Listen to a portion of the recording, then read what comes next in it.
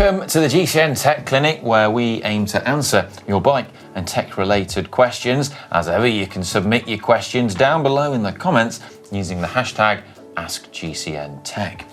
And without further ado, we're going to get cracking. So first question this week comes from Patrick Stout. Oh, thanks for reading his name out. Help me out.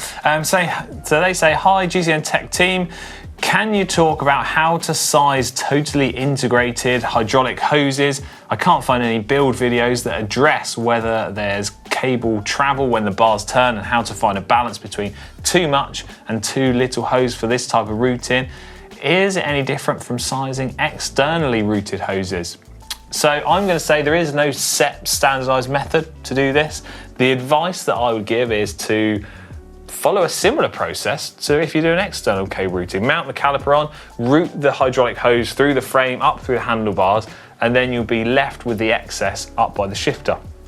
You need to account so there's enough hydraulic hose that the bars have got complete free movement, not restricting that in any way, and then add a section on to account for when you have to do any maintenance work or maybe route the hose back through the frame to replace some components, because in that situation, you often have to chop off the barb fitting and the compression fitting. So if you make them as short as possible, after having cut the ends off once or twice, you're gonna have to replace the whole hose. So account for that little bit extra and it should be fine. Yeah, good advice. Thanks. Next question is from Rod Rodriguez, who says, hi Alex. Hi Rod. Is there a marginal difference regarding spares, tubes, CO2, etc., being carried behind my cycling kit rather than, so I think wearing them in his pockets, rather than having them in a saddlebag while riding? I've been doing this recently and racing and riding, and it feels lighter, I think, when it's on his bike. Yeah. Or is it just mind playing tricks? So I would say that, yes, your mind is sort of playing tricks. I personally wouldn't recommend riding around with things like a multi-tool or CO2 canisters in your back pocket while you're racing, because if you crash, you don't want to land on those things. They could cause an injury.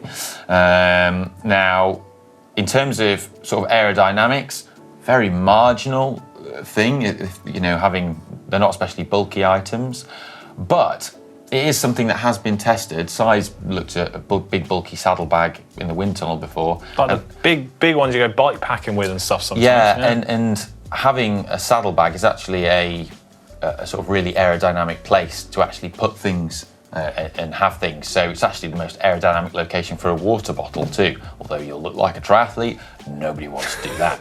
Now, it is. Having a saddlebag there is not going to have minimal super marginal difference between Jersey and that. And also, I'm thinking along the lines of like a system weight in terms of... The system weight doesn't change. I think it does very slightly. So if you've got stuff in a saddlebag and then compare time that in your pockets, you've lost the weight of the saddlebag, but it is a marginal difference. Yeah, that's true. And, well, the other thing to factor in is if you are racing, if you're doing a road race or criterium, I'd never have a saddlebag on in a road race. No. Because if you need a puncture, well, that's race over anyway, isn't it? Wait up, guys. I just got a puncture. Hold up. So, Okay, right. Next question in is from Huo? I don't know. Greetings, beautiful people. I've never been called beautiful before. They say they've made a habit of using shoe goo to fill up any cuts on their tyres, even minor ones. Will this negatively affect the rolling resistance, or are they better off just leaving those cuts alone? I don't think it would really have any noticeable difference on the rolling resistance of your tyre. I mean, if it does, it's going to be incredibly marginal, and as far as I know, it's not been tested, so it could be positive or negative. The amount of sealant you use in your tyres does actually have a bearing on rolling resistance, but it's very slight, and what's much bigger is just the actual tyre construction itself is a much bigger factor. But he's not about sticking gluing little cuts up. Yeah, you are changing the composition of the tyre and the tyre's structural performance, so it probably does have a benefit. What I would be more concerned about would be having repeat punctures. Once you've got a lot of holes in a tyre, it can be used, but it's that thing of when you pump it up to high pressure, often those little plugs of goo, they can pop out and have to reseal themselves, and you know when a tyre's too far gone and you need to get rid of it. It's not ideal, is it? No. Okay, right, next question in is from Noob Cyclist 101. Love that username. Good job. They say, hello everyone. Inclusive means talking to both of us.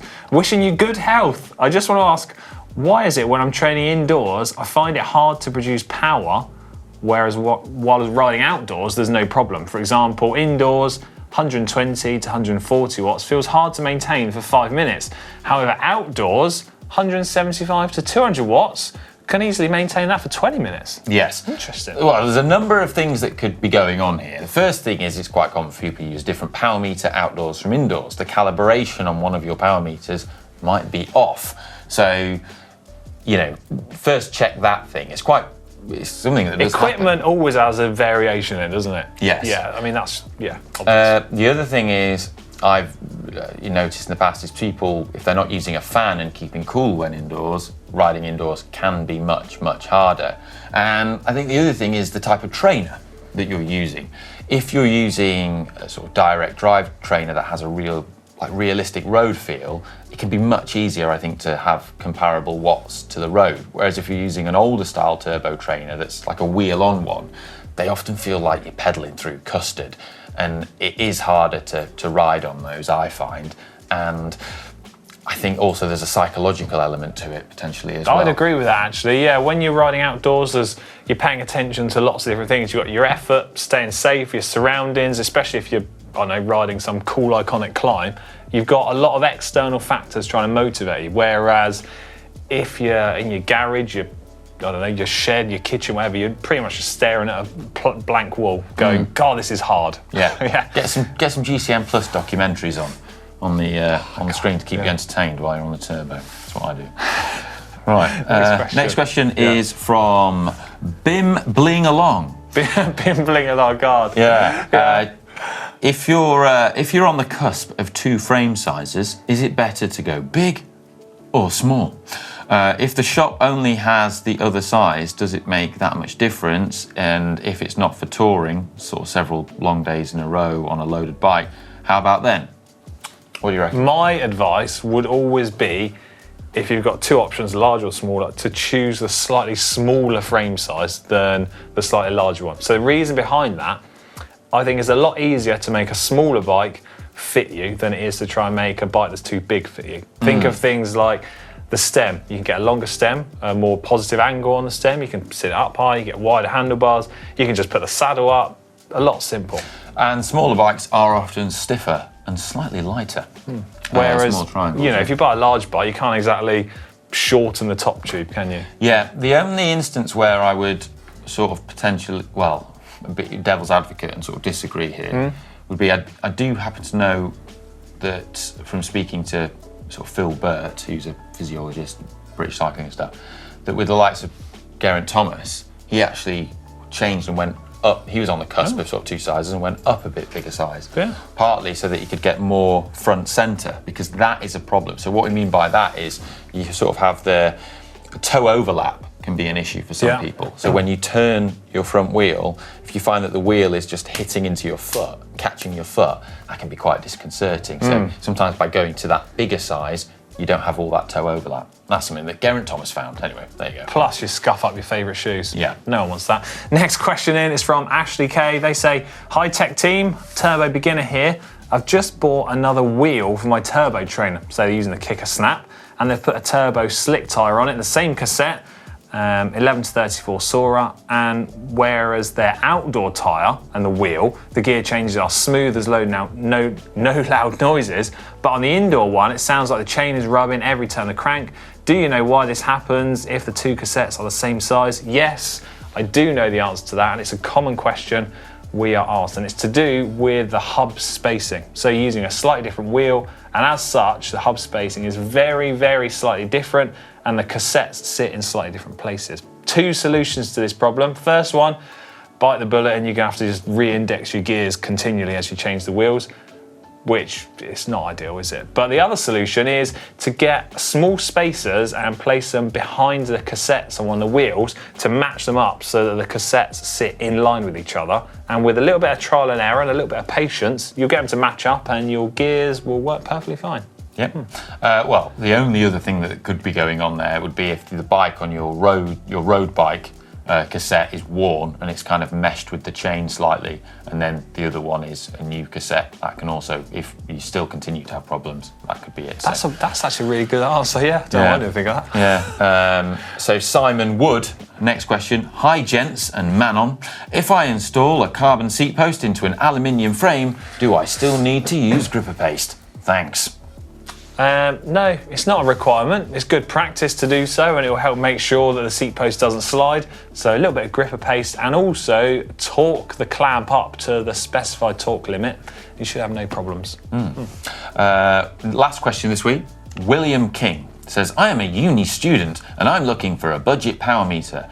Would you guys recommend to get a single-sided crank arm power meter like those Shimano 4i ones, or just bite the teeth? I've never heard of bite the teeth like this. I think you just bite the bullet and get the single-sided pedal power meter like the Asioma ones. So I think. I think I'll go first. Go on. Single-sided power meters are great, really good entry point to using power to ride and train with. And you can switch them between bikes if you really wanted to. They tend to be the lower cost option, but something else to consider is if you're looking at the power meter pedal, if later on down the line you've maybe saved up a bit of extra cash, some of the systems out there allow you to add in the right-hand pedal, and then boom, you've got your dual-sided power meter. Yeah, that's true. I think, riding with a budget power meter is better than no power at all. And if you are on a budget as a student, then a single-sided power meter would be a good thing to go for. Just be aware of the downsides of single-sided power meters in that they're single-sided, so you can have a discrepancy. And longer term, there has been some sort of evidence to suggest that they can actually cause you to create an imbalance. Not all people develop this, but you subconsciously push harder with the measured leg in order to gain a better score. Something to be aware of, but I've used single-sided before. If you're using power meter pedals, they're a little bit easier to switch between bikes should you have multiple bikes you want to use it on. Yeah. Well, we hope those answers answer your questions. And if we didn't get around to answering your question, sorry, as that's all we've got time for this week. But keep them coming down in the comment section below. And hopefully we'll get round to your question in a subsequent episode. Remember to use the hashtag #AskGCNTech. Subscribe and all the rest of it, and like if you've enjoyed this video. And see you later.